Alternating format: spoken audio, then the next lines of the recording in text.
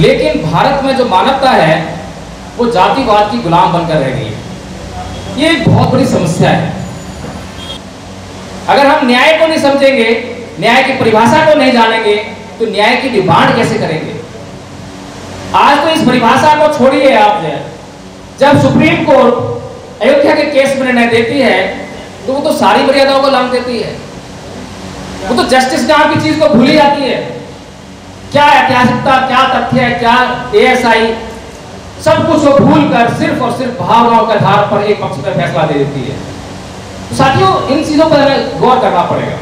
अब वो जो गरीब मजलूम है, कोई बड़ा आंदोलनकारी नहीं है, कोई उसका बड़ा नाम नहीं है, तो बाबा साहब डॉक्टर भीमराव अंबेडकर ने जिन मजलूमों की सहायता करने के लिए आप वकीलों को कहा था कि उनकी सहायता करना, तो वो लोग हैं जिनके पास पैसे नहीं है, उनके केस आप मुफ्त लड़ो। और आपको भी आज मुफ्त लड़ने की जरूरत नहीं है।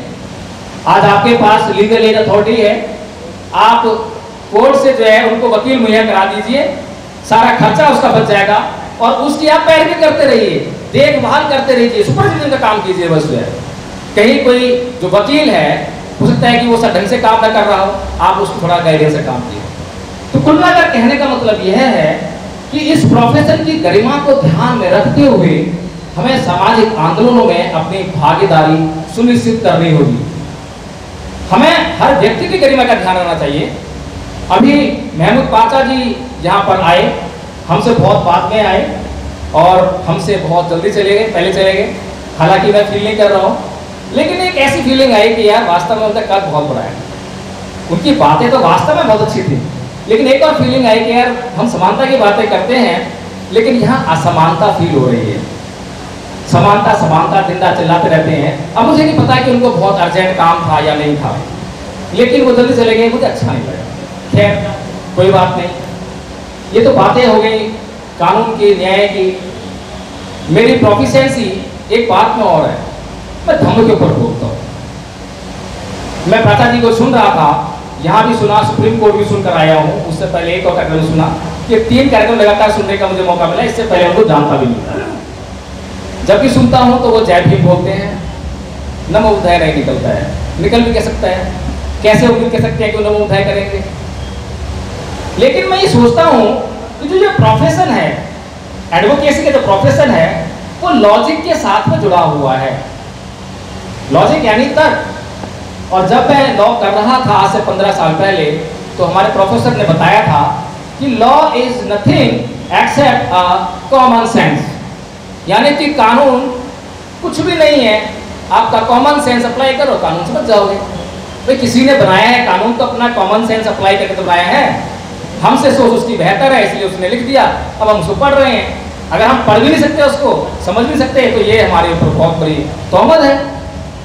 तो कहने का मतलब ये है कि अगर ये प्रोफेशन लॉजिक का है, तर्क का है, विवेक का है, बुद्धि का है, और अगर इस प्रोफेशन में आए हुए लोगों से यह उम्मीद की जाती है कि वे तर्क से काम लेंगे, विवेकशील होने का अपने आप को प्रस्तुत करेंगे समाज में कि वे विवेकशील हैं, तो मैं ये सोचता हूँ कि परम पूज्य बाबा साहब डॉक्टर भीमराव अम्बेडकर अगर आज होते और वो प्राचा जी को हाथ पकड़कर दीक्षा भूमि लेकर जाते और बोलते, प्राचा जी मेरी दिली तमन्ना है कि आप बौद्ध धर्म ग्रहण कर लो, तो प्राचा जी धर्म से कदम फंसाते, क्या करते? मैं बड़ा बहुत सोच रहा हूं। मैं 1-2 दिन से सोच रहा हूं कि प्राचा जी क्या करते, क्या करना चाहिए। प्राचा जी क्या करते, उस बात को छोड़ देते हैं। कोई भी व्यक्ति को क्या करना चाहिए इस बात पर गौर कर लेते हैं, किसी भी व्यक्ति को। अब बाबा साहब डॉक्टर भीमराव अम्बेडकर 14 अक्टूबर सन 1956 को जब धर्म परिवर्तन करके बौद्ध धर्म को ग्रहण कर रहे हैं, तो वो किसके लिए आह्वान कर रहे हैं कि किसको बौद्ध धर्म ग्रहण करना चाहिए? क्या वो सिर्फ एक ही समाज को कह रहे हैं या पूरे भारतवर्ष और पूरी दुनिया को वो बौद्ध धर्म के लिए एक टकटकी लगाकर देख रहे हैं कि ये धर्म पूरी दुनिया के लिए अच्छा है? लेकिन समस्या ये है कि हम ये जान भी लें, समझ भी लें कि हाँ ये अच्छा तो है, लेकिन यार मैं तो मुसलमान हूँ, मैं तो सिख हूँ, मैं तो ईसाई हूँ, बात नहीं बनती है। बाबा साहेब ने एक वॉल्टेयर नाम के आदमी की बात की, जिसने जो चर्च में पैदा हुआ, चर्च ने उसको पाला पोस के बड़ा करा और उसने बड़ा होकर पढ़ लिख कर उस चर्च के खिलाफ ही विद्रोह जागृत कर दिया। तो बाबा साहेब को सम्मान देते हैं कि हमें वॉल्टेयर्स की जरूरत है, इस समाज में बुद्धिजीवी लोगों की जरूरत है।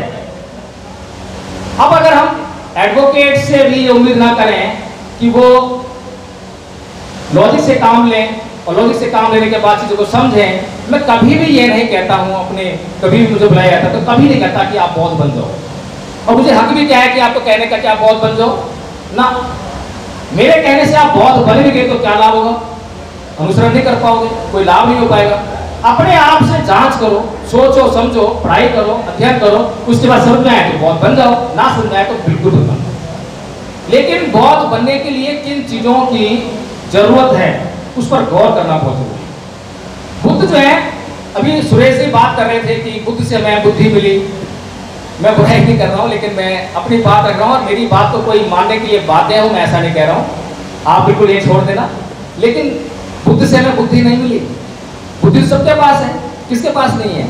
हर एक प्राणी के पास बुद्धि है, लेकिन विवेक नहीं है, ज्ञान नहीं है। हमें बुद्ध से जो सबसे जरूरी चीज मिली वो ज्ञान है। वो कौन सा ज्ञान है जो हमें बुद्ध से मिला? इस चीज को समझना जरूरी है।